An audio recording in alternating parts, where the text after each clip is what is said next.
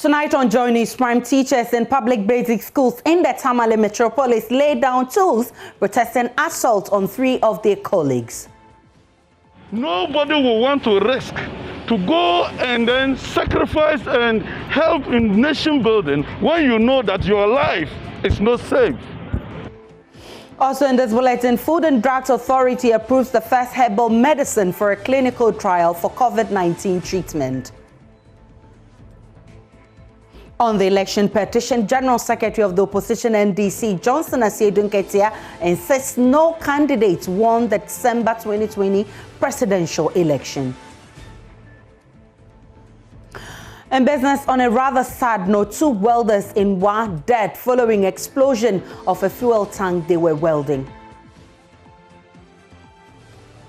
My name is Aisha Ibrahim. Joy News Prime comes to you live from our studios in Kokomlemle on your digital terrestrial TV, because we're free to air on also DSTV channel 421 and GoTV channel 111. This is the home of independent, fearless, credible and impactful journalism. Do stay tuned in.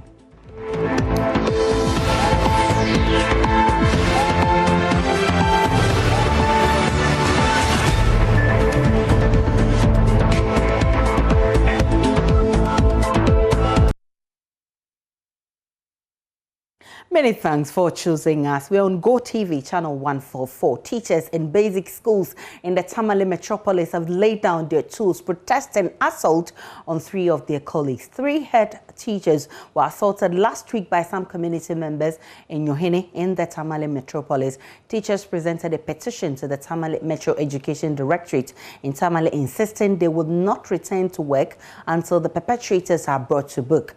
Besma Kampama is the spokesperson for the Conference of Heads of Basic Schools in Tamale. As far as there are threats, our lives are not safe. As far as these threats are there, they have been there. But we try to show them and manage them to see how best we can live harmoniously together. But as far as it has gotten to this, we want to get to the bottom of this, to let these things cease once and for all. On the basis of this, we as the teacher union have decided that we shall boycott schools till the perpetrators of this heinous crime is brought to book. Are you getting my stand? We are boycotting the schools from henceforth today, 1st February. We won't go to schools until these perpetrators are brought to book, until we realize that our lives are safe to go back and continue our profession. Mayoral Director of Education at the Tamale Metropolis, Ametos Togo, is assuring he would work with the community to ensure sanity prevails. The very day the problem was presented to me, I sent my officers to the chief and elders of the community where the incident happened to report to him of what has happened. The chief promised that he was going not to leave any stone unturned to get to the bottom of the problem. I also set a 3-man committee to investigate the matter and report back to me tomorrow or by Wednesday. This morning, the Town Development Committee members had a meeting with me in my office that they were not aware of what is happening there. So I have briefed them and told them that the head teachers were to meet me, and I don't know what they were coming to present to me, so they should wait. When I meet them, whatever that it is, I will communicate back to them, and they will all find out how to solve the problem. Colleagues, I have forwarded your grievances since the day the incident happened to the authorities, and I hope the authorities are looking at it. I will get back to you. I'm in support of whatever action that you are taking, and we will try as much as possible to get to the bottom of the problem and find solutions to it.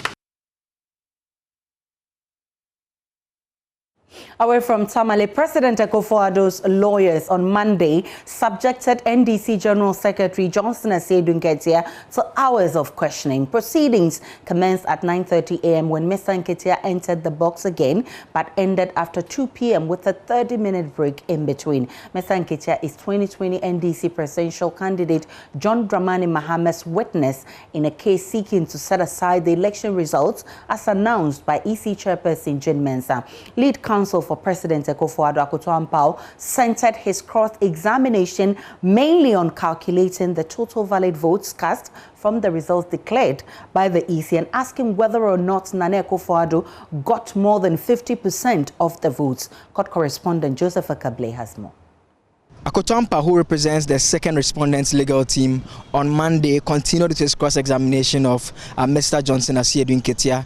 It focused mainly on confronting him with videos of various leaders of the NDC making statements that Mr. Akoto-Ampao said leads to one conclusion that they believe that Mr. Maham had won the election, yet when they filed a petition in court, they are seeking reliefs that suggest that no one won the election. There was also the bit related to the total valid vote cast. You know that the EC had indicated that the figure of 13.4 million that the EC chairperson mentioned in the declaration was done in error, and rather 13.1 million was the actual figure. And so there was a bit of a back and forth between Mr. Akoto-Ampao and Mr. Asiedu Nketia on that score, and asking him to make some calculation, after which the panel had some questions through Justice Yawapel. My Lord, the NDC had organized several demonstrations with 3 main objectives. One, please, I've not asked you. The killing of innocent voters at polling stations by security officers, and nothing seemed to be happening. The NDC made that was one of the purposes of the press conference. The other purpose of the press conference. Please, I have not asked you the purpose, so answer my question. Please, and don't be taking instructions. Can you restate Don't be taking instructions from, lawyers on this side. Please. Please, let's observe. Please, Deacon. Please.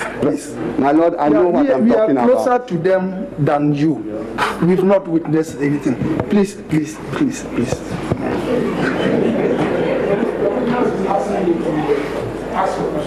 Yes, please answer my question, and you had your opportunity to write your witness statement. So now you answer the questions.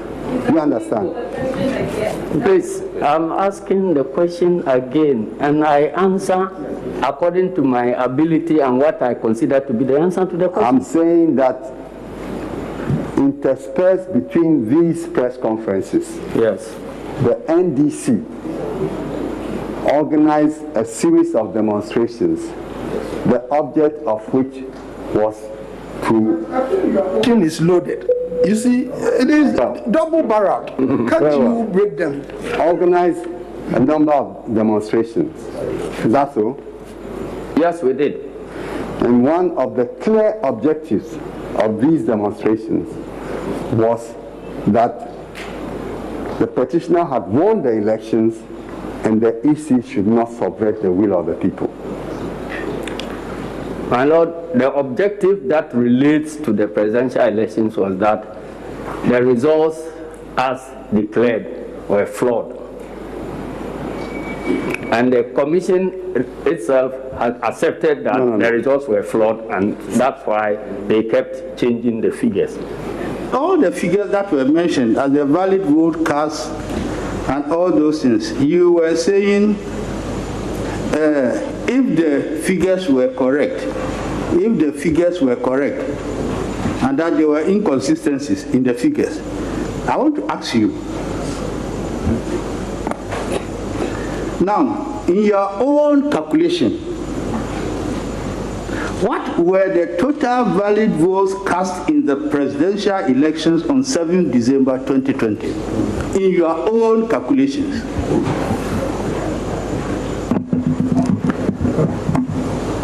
My Lord, those calculations are reserved for a meeting for us to reconcile the figures, because the first respondent herself keeps changing the figures. And so it says, when you bring your... Excuse me, Mr. Muketia, help the court. You see, when you started giving evidence, you said you had all representatives across the 275 constituencies. You said you put agents to use the, yes, and they were to, collect the figures. You said it.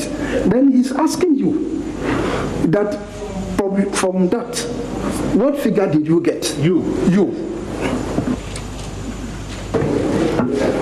My Lord, I haven't brought that figure to court. Okay. Then, from your own calculations, what were the valid votes cast in favor of the petitioner, to your knowledge? My Lord, when we discovered this discrepancy, it was difficult to even know which figures are. You don't know, you just answer. You don't know. I don't have them here. Okay, then the last one. What figures from your own calculations did the second respondent get as the total valid votes cast in his favor? My Lord, I don't have those figures here. Thank you. That's what. The various legal teams spoke to the press at the close of proceedings on Monday. An exposure on the lack of candor. You heard the 3 questions that the bench asked. That for all that you have said, when you finished your collation, what were your results? When you finished your collation, what were the results that the petitioner got? When you finished your collation, what were the results that the second respondent got? And it was, I believe it will be very surprising to the millions of NDC supporters across the country who were egged on by the same team that they had numbers to prove they had won. Now here in court, when the bench asked those questions, they say that they did not come to court with any of those numbers. They are not still able to put any numbers before the court, despite all that they had said. We are here challenging the EC on its own figures. Its own figures. What are those figures? There's the 9th of December, there's the 10th of December, so-called correction, and there's also the figure in their paragraph 24. And then today we realize that even in some of the constituencies, and they themselves brought out the example, Techiman South, there are errors. So if you ask us, what are our own figures? How are we going to get our own figures based on all these flawed sheets and different figures? And so we stand by what we are saying, that based on her own declaration, nobody got more than 50%. Hearing continues. So on Tuesday morning, Dr. Michael Pesa-White will be in the witness box reporting for Joy News from the Supreme Court. My name is Joseph Akable. I'm back here in the studio. My name is Aisha Ibrahim, and the Food and Drugs Authority says it has approved the first herbal medicine for clinical trial for COVID-19 treatment. The medicine, known locally as Nibima, was submitted by researchers from the Kwame Nkrumah University of Science and Technology's School of Public Health in September last year. In a statement, Chief Executive Officer of the FDA, Delise Mimidako, said the authority gave the go-ahead for the clinical trial last month. There's more in this News Desk report. In search for a treatment for the ongoing COVID-19 pandemic, researchers from the School of Public Health at the Kwame Nkrumah University of Science and Technology submitted a clinical trial application in September 2020 to assess the safety and efficacy of Cryptolysis sanguinolenta as a potential treatment for COVID-19. This follows results from laboratory studies conducted by the KNUST research team, which points in the direction of possible clinical benefits. The FDA, after detailed assessment of the application, gave the requisite regulatory authorization for the conduct of the trial as per the mandate outlined by Part 8, Sections 150 to 166 of the Public Health Act 2012, Act 851, which gives the authority the legal mandate to regulate clinical trials of drugs, herbal medical products, cosmetics, and medical devices. case. The trial will be conducted at 2 sites. To this end,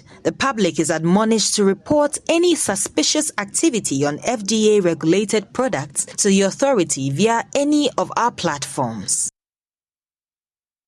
Meanwhile, President Akufo-Addo has revealed the first batch of vaccines targeted at 20 million Ghanaians will arrive in the country in March this year. In his 23rd address to the nation last night, the president assured the vaccines will go through a process of certification by the FDA before it is dispensed. A lot of work has been done towards the realization of this. Our aim is to vaccinate the entire population with an initial target of 20 million people. Through bilateral and multilateral means, we're hopeful that by the end of June, a total of 17,600,000 vaccine doses would have been procured for the Ghanaian people. The earliest vaccine will be in the country by March. The Food and Drugs Authority, FDA, will use its established processes for granting emergency use authorization for each vaccine in Ghana. As President of the Republic, I assure you that only vaccines that have been evaluated and declared as safe for use in Ghana will be administered. Speaker of Parliament Alban Bagbin is warning that he may be forced to disclose the names of 60 MPs who have refused to undergo testing for COVID-19. The Speaker has also confirmed that some members of Parliament have tested positive for COVID-19. Although Mr. Bagbin did not disclose the names of the MPs affected, he admonished members of the House to take the COVID-19 safety protocols seriously and strictly adhere to them. The revelation by the Speaker follows a 3-day health screening exercise organized for the MPs last week. Less than a third of the House participated in the event, forcing the exercise to be extended. My directive that all members subject themselves to the test has not yet been complied with by over 60 members of Parliament. It is true, as the majority leader has just stated, that we are not all safe. Even in the House, some members are afflicted by COVID-19. You may not know who the person is because of the protocols, issues of confidentiality. We are not disclosed those who are now COVID-19 positive. But we have some of us in that category. The physical distancing protocol, and I saw them immediately move apart. So members should take it serious. The numbers started slowly and it is rising. I don't want to be compelled next week to read out the names of those who haven't complied with the directive. And so this is the last call I want to make on members. Alban Bagbin is Speaker of Parliament. Now, Dr. Albediako is immunologist and research fellow at the West Africa Center for Cell Biology of Infectious Pathogens, WACBIP, and has joined us via Zoom with more on this. Doc, many thanks for joining us. First, what danger does 60 MPs refusing to test, pose for the nation's case management?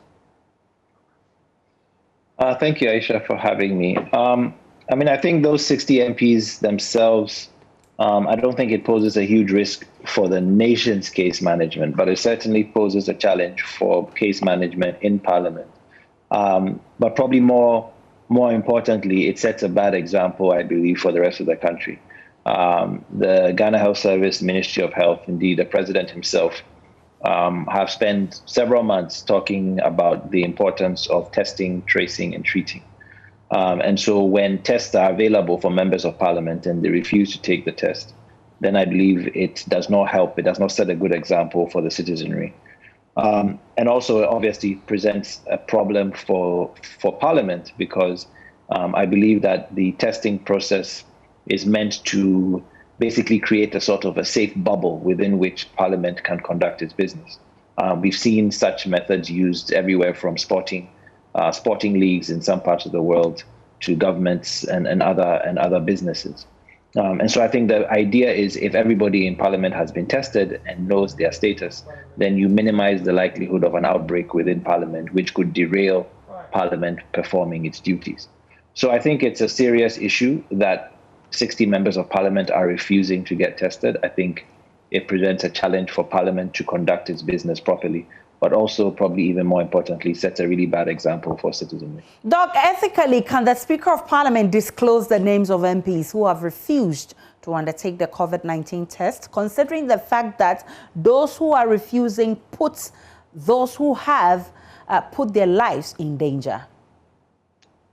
I believe I'm not a lawyer. I'm not an ethicist, so I won't be able to comment on the legal right that the Speaker has. Obviously, there are statutes, there are laws, there are rules that govern the business of Parliament and empower the Speaker with certain powers.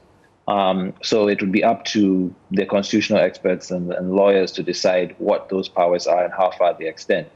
Like I said before, you would hope that given everything we know about this virus and the pandemic that is going on, that you wouldn't actually need to force people to take the test. I don't think it's necessary to disclose the names. I think it's helpful if individuals choose to disclose the names to eliminate stigma surrounding this virus.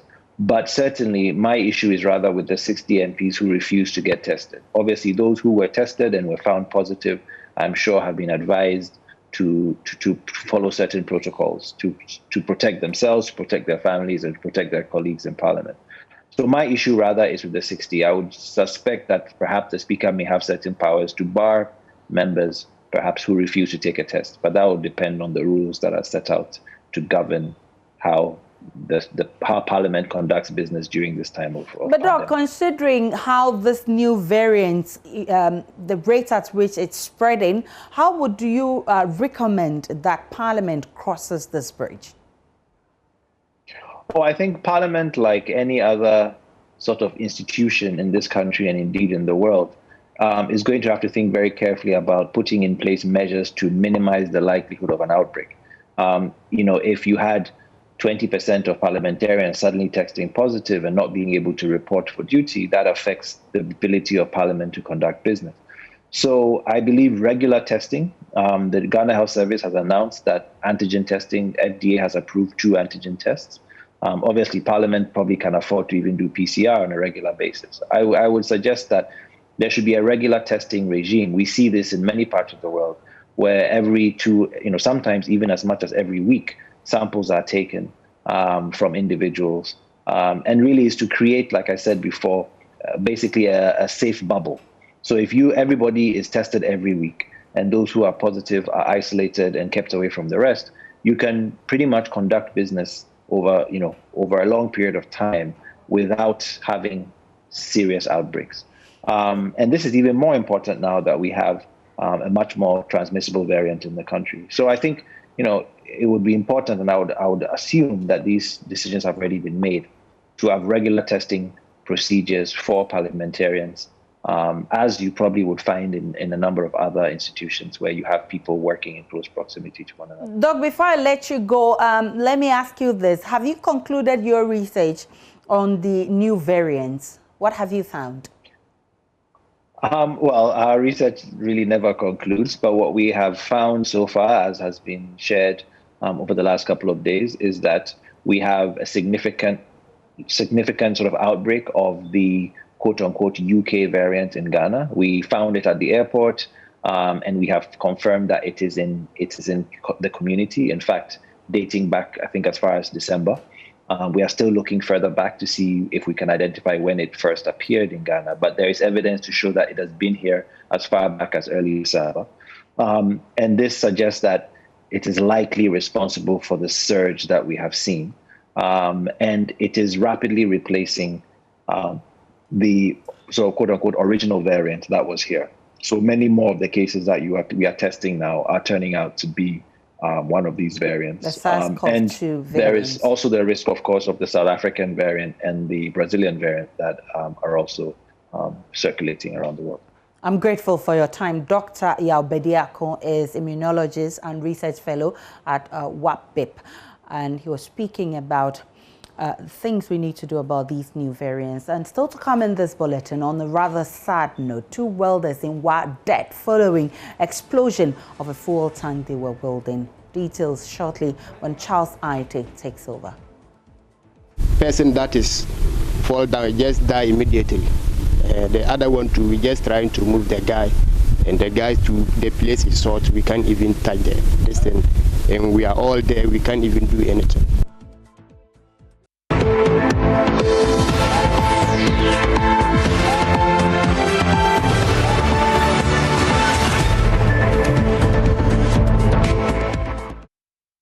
Hello, good evening. It's time for business. I'm Charles Aite.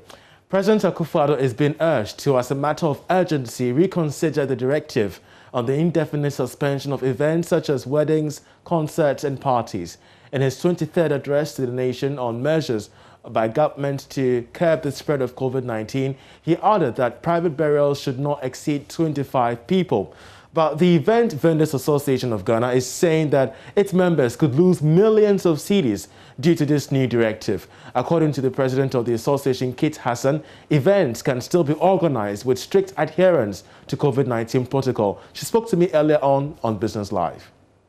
From his last announcement 2 weeks ago, I knew it will come to that, but we didn't expect it to that level of total ban of events. We were thinking maybe numbers will be worked with and more restrictions will be given to us. But we had yesterday a total ban, which left us dumbfounded because we have events in the pipeline, and we know with the kind of event that we do, it's a chain. I mean, it's a value chain. It goes through a lot of process before an event is held. How much are you losing out of it? Millions. Imagine the kind of event that goes on. You know, we event A to Z, Monday back to back. There's always event, be it social, be it corporate.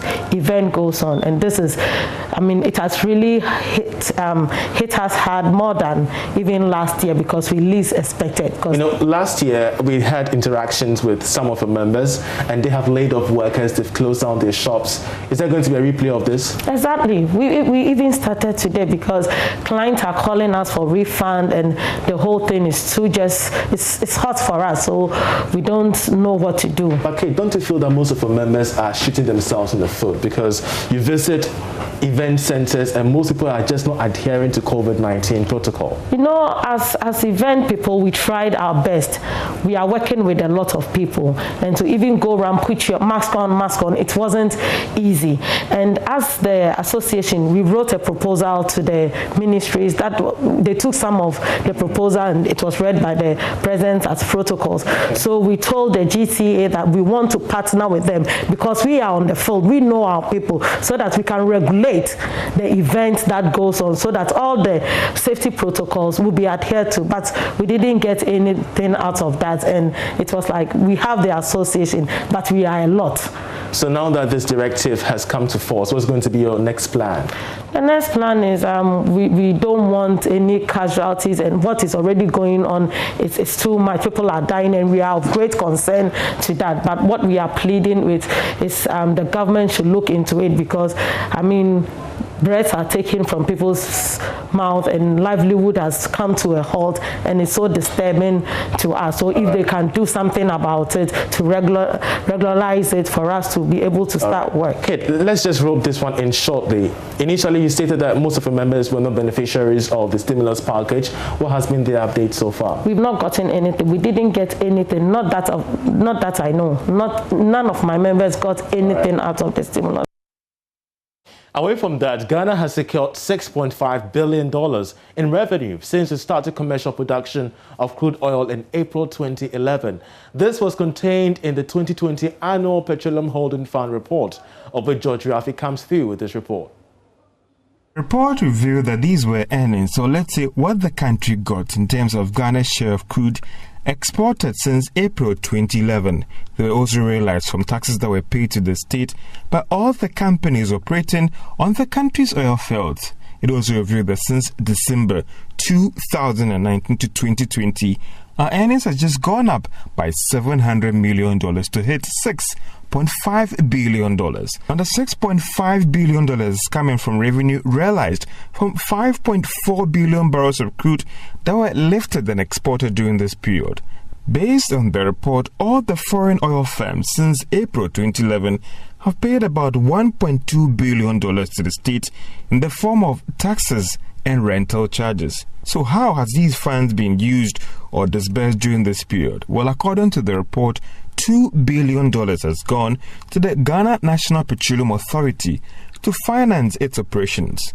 Also, $2.5 billion has been advanced to government to finance some projects that were identified in the budget over the years. $582 million was put into the Ghana Heritage Fund, that is a fund that is supposed to be set aside for future generations, whilst the Ghana Stabilization Fund had about $1.3 billion, totaling $1.9 billion for these funds that were set aside. However, due to some deductions that have been made, it is now left with $844 million. However, some have raised concerns about the returns being made on these funds, even though it's argued that their nature of investments are strictly guided by the country's laws. Rafi, with that report, that some oil marketing companies have adjusted prices of petroleum products marginally beginning today. This follows about 5% increase in the price of Brent crude in the last 2 weeks, though the cedi had remained relatively stable against the dollar. However, the Institute of Energy Securities believes that other companies may decide to maintain prices from the previous pricing window to increase market share in this regard. Moses Fritz is a research analyst at the IAS, and he's been speaking to this issue. For the commodities, that is petrol and diesel on the international markets, that's S&P Global platform, we are seeing that they have all appreciated in prices. For example, petrol has seen an appreciation of about 7.47%, trading currently at 502.50 per metric ton from the previous 467.53 per metric ton.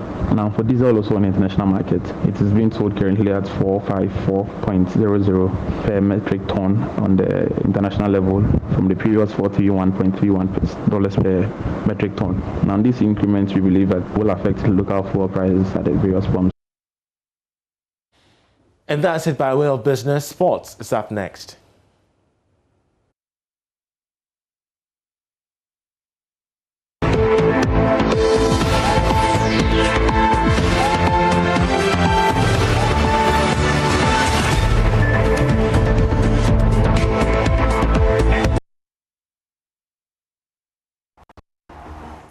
Thank you for staying with us on Joy News Prime. I'm Gary Alsmith with the sports. President Nana Akufo-Addo has urged the Ghana Football Association to ensure compliance with the 25% capacity rule at the various stadiums around the country in order to curb the spread of COVID-19. Now, the president made the disclosure in update number 23 of the coronavirus protocols and restrictions last night. GFA Secretary Prosper Harris-Nado has urged football fans not to disappoint the president.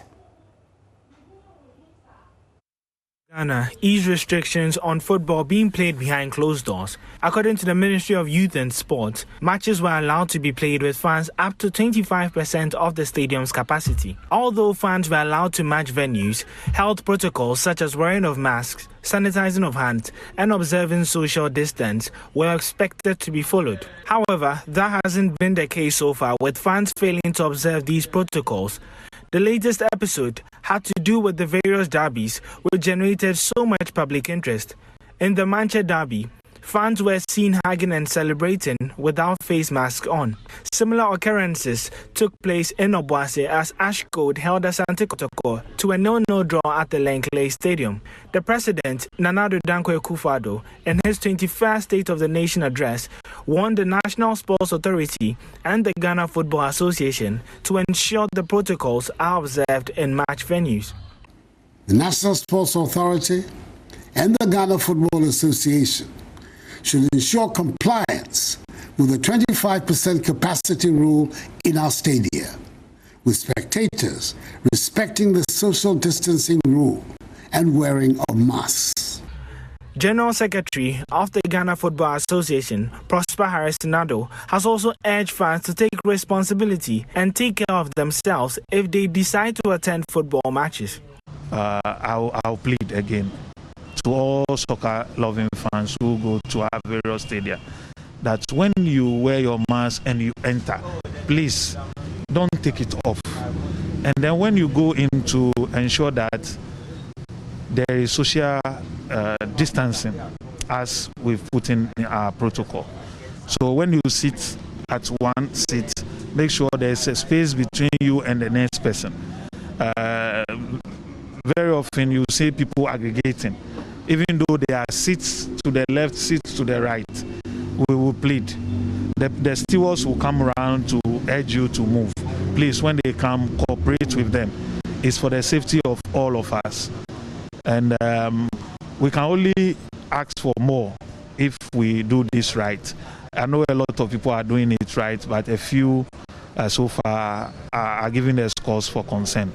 You'll notice that during the Kotoko match, the announcer keep announcing that people should put on their masks, because we realized a lot of were had their masks on, but a few had removed the masks. Even though they had it, they have removed it, and some are holding it in their hands, some have put it in their pockets.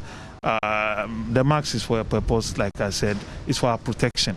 So we urge that everybody will abide by the protocols. And for the clubs, they know that if they don't ensure these things, there are punishments. And so we'll plead with them. The safety and security officers of the club who were trained, they know exactly what to do. The work may be difficult at times, but they should be vigilant. If they need the help of the security officers on the ground, they should call on them so that we have a smooth season. Elsewhere in the matches themselves, Berekum Chelsea lost spectacularly to King Faisal. They were essentially losing the game. That's King Faisal, and they came to win by 4-3 after being several goals down. In reaction, Chelsea coach has apologized. We have lost. It's not me. It doesn't mean. I don't know what to say. But it's very unfortunate that we were leading 3-0. We were keeping the ball playing, and we'll go to the recess and come back, and my boys will sit back and get all the 3 balls equalizing. Although 50-50 balls were given to them, I don't want to talk about officiating, but it seems my boys need to be mental toughness. The mental toughness that we work on it seems along the line they lose concentration, and I don't know what happened. But all the same, I would say I will just continue to urge them to work, go to the drawing board. And Zubeiru, what a challenge, what a shot, what a goal, what a goal, what a goal!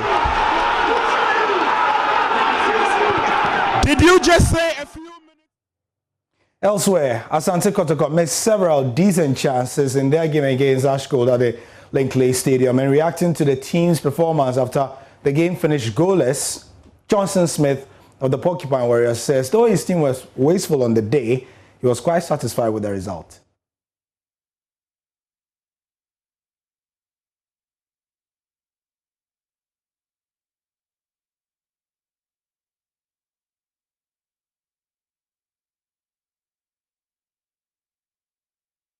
Because when you have chances in other days goes because when you chance chances are already in other days but you're too much. And you have a very good goal scorer in Kwame Opoku, but Ebeka there surprise no way. No, I'm not bored.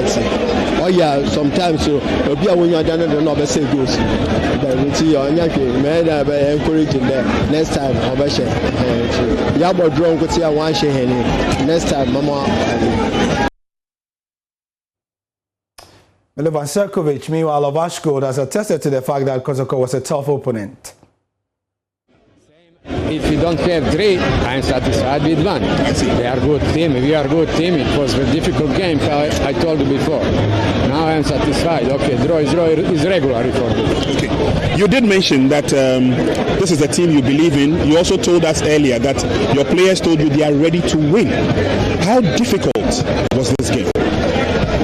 It was difficult. They tactically play well. We tactically play well. That's why it's difficult. You cannot, if you hope to win, you cannot 100% win. That's true.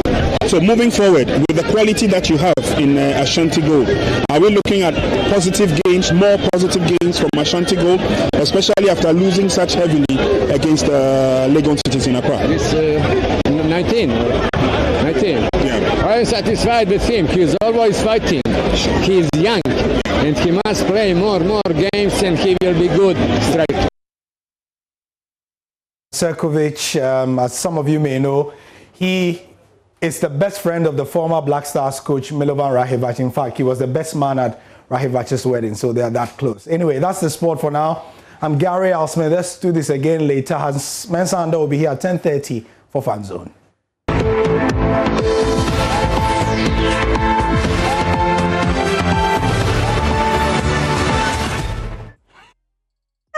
Time now for Showbiz. Becky is here with the very latest. Hello, lady in red. Hello to you, lady in black. How you doing? Say something about my hair, honey. Oh, you look like a Kuma. I love it, Kuma. Kuma, it's good. But I'm looking It's nice, so right? beautiful. Yeah, I told you before we came on air. Aww. But I like it when you say so that people will hear. I've been asked to actually put this question to you, so I put it to you. Where is the solid that you got from? Oh, you know that we don't do Soleil and all those things. Those things we don't do it. Okay, Mami Yuji is celebrating. I know, right? Today. One of my favorites. It's Rockstar Day, and also we caught up with him, and he's been telling us a lot about what we are expecting this year and all that. But before that, let's take a look at or let's take a listen to some of the music that he started with. He was on E-Vibes some time ago, and he's been sharing with us when he was 13 years a song that he loved singing. Okay. Microphone there. Do you remember any song that when you were, the young Kwame Yuji here at Presby? Do something for me. I'll sit right here. Oh, okay. Keep your gift for you. Yeah, keep it for Thanks to Carla Max. We have that. Are you ready, Bex? Yes. Okay, so you're worthy, Jesus. You're worthy of our worship. You're worthy of our praise.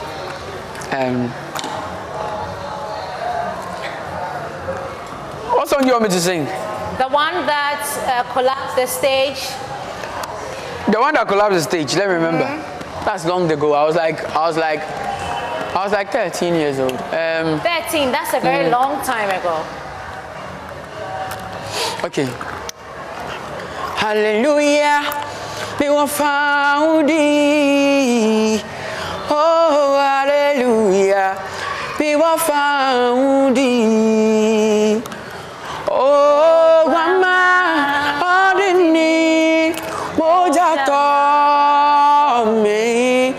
me wa found thee. Oh, Mama, ordini, moja to me wa found thee. Kwame using for you. Kwame Yuji. So today, he's 24 years today. Okay, happy birthday. And what kind of a car? Well, you'll see it in the interview. Okay, I can't wait. So he's been telling us all about... Rolls Royce? No. So he's been telling us about, you know, to expect more this year and what's his achievement. It's going to be blowing our minds with this year. So. Love what you do. Give me a lift, just that. Is it too much to ask for? You have a car. Why are you asking for a lift? It's not a Chevy. I want to sit by Kwame Eugene. It's okay. Asamoah, when he bought the Rolls Royce, he didn't give me a lift. Let me just, forget about it. So let's just continue our joke. Let's talk about T.I. T.I. has been debunking rumors that he and his wife has been, involved in sex trafficking. He says that he has done nothing like that, and people shouldn't say anything of that sort about him. Well, good. If your husband trusts you that much and can go all out to defend you, isn't it? Both of them, yeah. Thank you. Thank you so much for bringing us Showbiz, Becky, and that'll be it for Showbiz. Shortly, we're bringing you Well.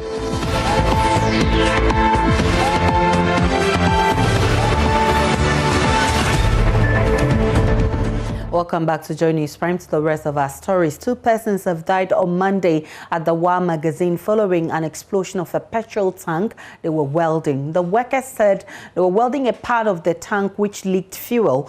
The incident shocked workers at the WA magazine because they said the fuel tank had been emptied. A passerby also sustained burns on his left arm. Joy News' Upper West Region's correspondent Rafiq Salam has the rest of the story.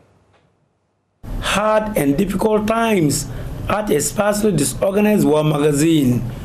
Workers are in somber mood as they mourn 2 of their colleagues who died on Monday as a result of the blast of this petrol tanker belonging to Razos Oil. The names of the 2 young men who died as a result of the blast were given as 24-year-old Zubairu Hamidu and 20-year-old apprentice Isaku. The duo were engaged to weld leakages on the 25,000-liter petrol tanker. Everything seems to be going on well until they heard the blast from the tanker, whose sound could be heard 1,500 meters away from the scene. An eyewitness, who is an apprentice here, Zezid Ismail, painted a mental picture about what transpired. We are in our shop and we hear the blasting, and we hear one of the guy is just fall down and be crying. One two is inside the tank and be crying. So the first person that is fall down just die immediately. The other one too, we just trying to move the guy, and the guy to the place is short. We can't even touch this thing, and we are all there. We can't even do anything. Another eyewitness, Amin Al-Hassan, who was deeply involved in rescuing one of the victims who was caught in the blaze inside the petrol tanker, also narrated a chilling account of how they struggled to retrieve him alive, but he later unfortunately passed on at the WA Municipal Hospital. The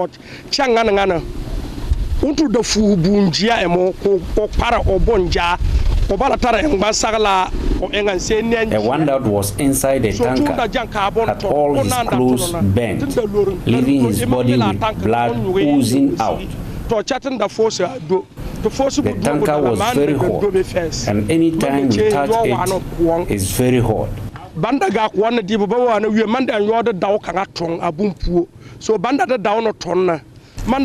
I managed to climb inside to help rescue him out with the fire service personnel.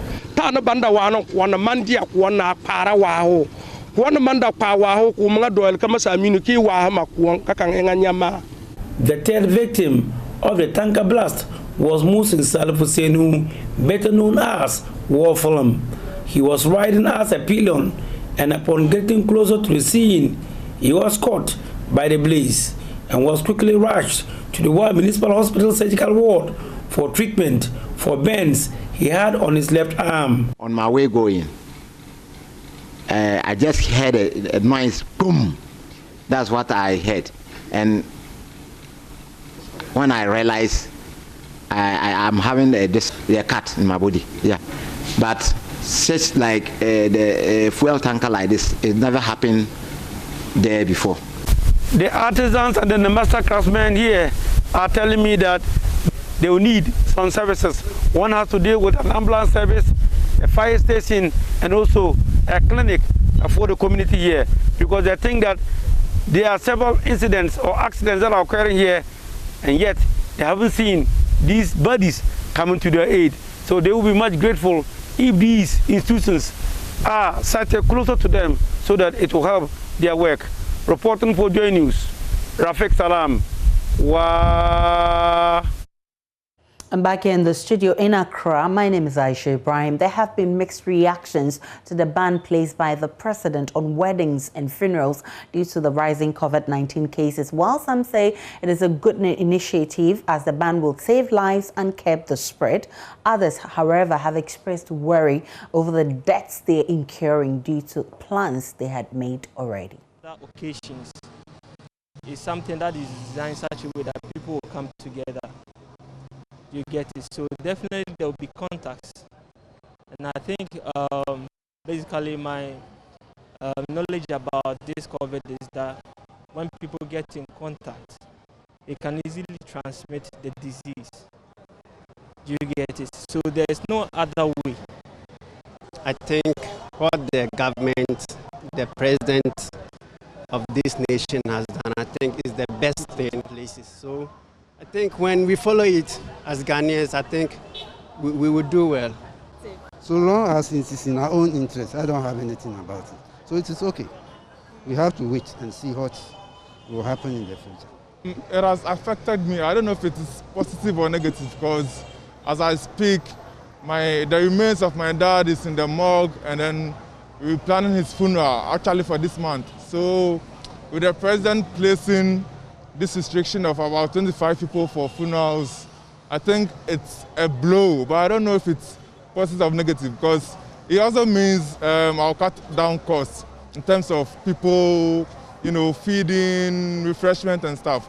Honestly, I think he should have given a week or some days notice, because I was listening to the radio this morning, and a few people said their weddings is on this weekend, and some of them were saying that they had paid the various vendors in full. So now that there is a ban, I'm wondering how they are going to go about it, whether their monies can be retrieved for them. If not, then it means it's their losses. Still on COVID-19 survival, he said he adhered to all the COVID-19 safety protocols until he attended the birthday party of his granddaughter and had to take off his mask to eat whilst talking with other friends who had gathered for the event. Some days after, he became infected with coronavirus and was later admitted at the University of Ghana Medical Center. His wife and son were also infected. That is the story of a professor of medicine and vice president of the Accra College of Medicine, Reverend Professor Adukwe Hesse. He has been admonishing Ghanaians to adhere to the COVID-19 protocols. Be very, very careful. So very careful. We advocate and we correct people on the streets, wherever indeed. If we're to buy something by the roadside and they were not wearing any mask, we would just drive away. That day, that evening, we had a little debate and asked ourselves whether it was worth going to this party at all. But then the social pressure of what the little child will think, his parents, or sorry, her parents, and so on and so forth. So, okay, we masked up as we always do, and if you come to our house, we have tens of masks in the house, all different types. When there was an open air rooftop near the beach, good breeze party. Then it came to eating, and that is where we can't eat and drink without masking. So that was it. You describe this disease as evil. I'm sure the place where it took you. Can you help us understand what you went through even at the UGMC? Yeah. I had so many operations, and I've gone to ICU after the operation. So staying in ICU is nothing new. But the feeling this time of Bible says, later on I understood two things in the Bible. One, anyone sick, call the elders. I couldn't do anything for myself. I couldn't think, I couldn't pray, I just could not do anything. And later on, the word came and said, I am in you both to will and to work for his good pleasure. To will to do anything was not there. To desire water, to desire food, to desire to urinate, to desire anything at all, flat, nothing. So you just there, and you want to do something, you imagine it's in your thoughts, but it's a different person who has to do that thing. It's just lying there. That's what I mean by it's evil. And it's evil too in that all you have to do is share air, and it's important. When we are close, we share air. And this rooftop breeze by the sea, all we did was share air with the other couple. That's all we did. And then we got a sniff at all three of us from this household, three of us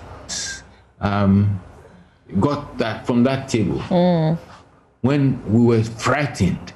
And we still should be frightened because hundreds are dying. Now, at the beginning, there were 1, 2, 3, you could count. Now, it's community. The community is spreading, not only Accra, Kumasi. When I was going to the hospital, it was Accra, Takoradi, and Kumasi. Now, 2 weeks, 3 weeks later, it's the whole country. Interesting.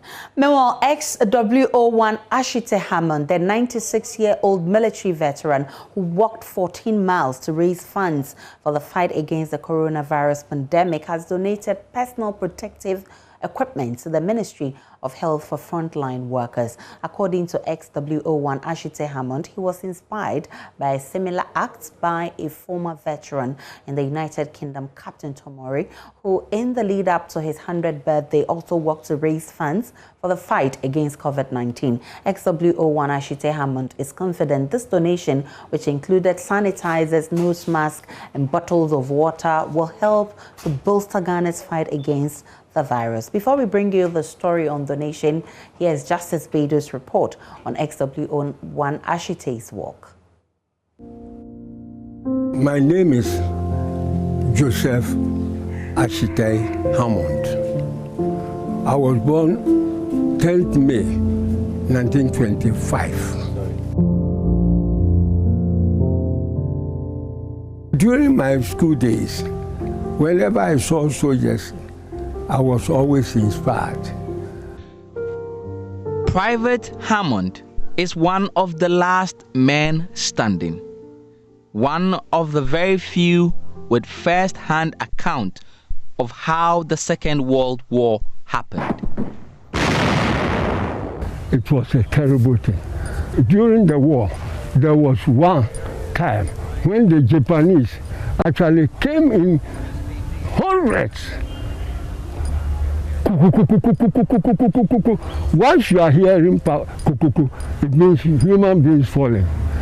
Now, 75 years after the war, he set his eyes on another battle, coronavirus, working to raise funds to support the men and women at the forefront of Ghana's response against the global pandemic. We went to Burma to fight a physical war. There you see the enemy. Now we are faced with another war, invisible war.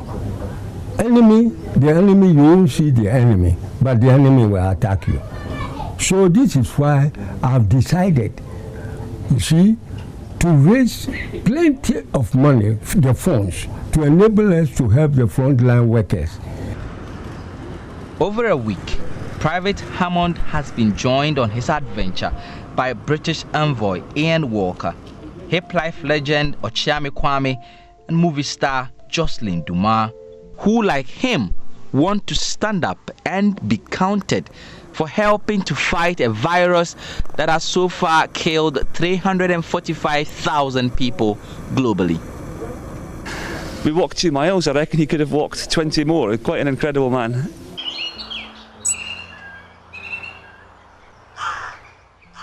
The military cemetery sits quietly only a few meters from the Oxford Street where Private Hammond has been walking all week. And it is here, in between the lush greens and the eerie quietness, that Ghana's fallen soldiers lie. Some stood in battle with him. I knew only one of them, Joseph Pakominga. He is the one. He was in the army, but he died also.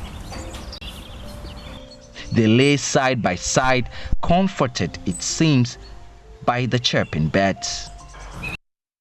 We have left some of our best friends there. It's not our choice. Whether you like it or not, it has happened.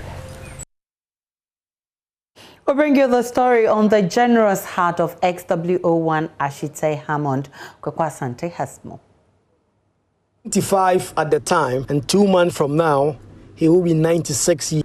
Ex-warrant officer class 1 Ashite Hammond set for himself an ambitious target for his age of walking 14 miles to raise money for coronavirus charities. Ex-WO1 Ashite Hammond was inspired by a similar act by UK's Captain Tom Moore, who raised millions by walking in his garden.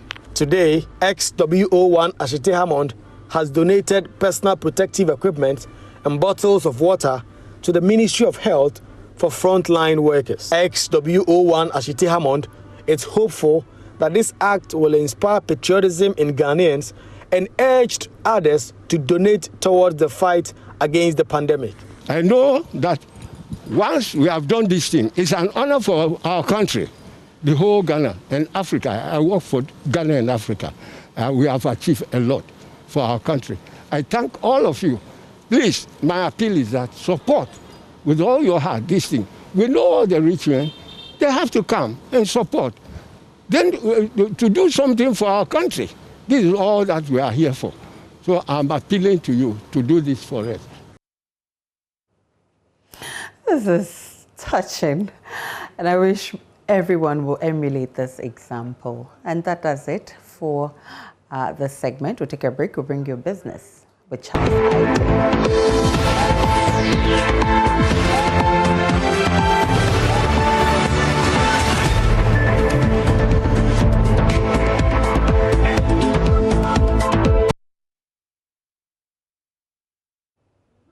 And welcome back to business. President Akufo-Addo has appointed Dr. Ernest Addison as governor of the Bank of Ghana for the second time running.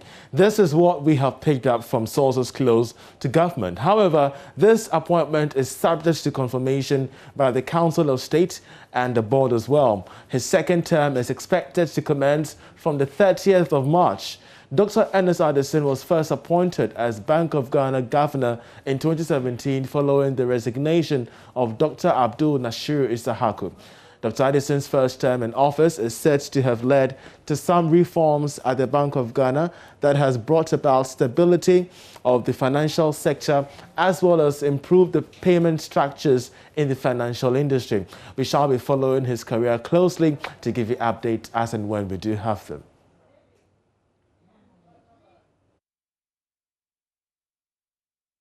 Well, away from that, the board of UMB has appointed astute banker Nana Jimo Bene as the new managing director of the bank. Now, this follows his approval by the Bank of Ghana. Mr. Bene, until his appointment, was the executive director for personal and business banking at Stanbic Bank Ghana. He's taken over from Benjamin Amunume, whose 5-year service has come to an end. Mr. Bene has been given details on how he plans on growing the bank in the face of COVID-19. The franchise that I've been privileged to come and lead has a long history and heritage of a lot of innovative solutions that have actually helped develop the economy. So if you go into UMB's 49-year history, you will see that there were a number of landmark solutions and partnerships that help to develop aspects of the financial sector in the country and also help to develop business in the country. UMB is an indigenous bank. It's a Ghanaian bank, proudly Ghanaian, focused at making Ghanaian businesses thrive and offering solutions and services to individuals in Ghana. And so during this tenure, I would hope that together with the team, we will be much more supportive to particularly our SME clientele, offering them innovative ways of doing modern banking, and that we will be accessible to individual customers, offering them retail products and services, also in the digital sphere. And we will continue to play in a corporate space. So at the end of my tenure, I hope that the Universal Merchant Bank will be widely known and loved by all our clientele, and we'll be able to attract even more clients to us. Absa Group has appointed lawyer and esteemed banker Madame Frances Edumante as the board chair of Absa Bank Ghana. This was after the bank secured the necessary regulatory approval for her appointment. She takes over from Charles Kofi, who completed his tenure as board chairman in December last year. Madame Edumante has been on the board of Absa Ghana since September 2017, and she has over 42 years of experience in banking and law in the country. Madame Edumante has previously served in the various senior roles at EcoBank Group for almost 25 years. We wish her all the best as we also take a look at the exact thing she will be bringing on board to make Absa Bank the leading across the country in the wake of various banking reforms across the country. Plus, we shall also be following the reappointment of the Bank of Ghana Governor, Dr. Ernest Addison, in the future. But in the meantime, that's it for business. I'm Charles Aite, handing over to Aisha. And as I wrap up the bulletin tonight, my name is Aisha Ibrahim. Many thanks for watching. For more news, log on to myjournline.com for all the updates. Enjoy the rest of our programs.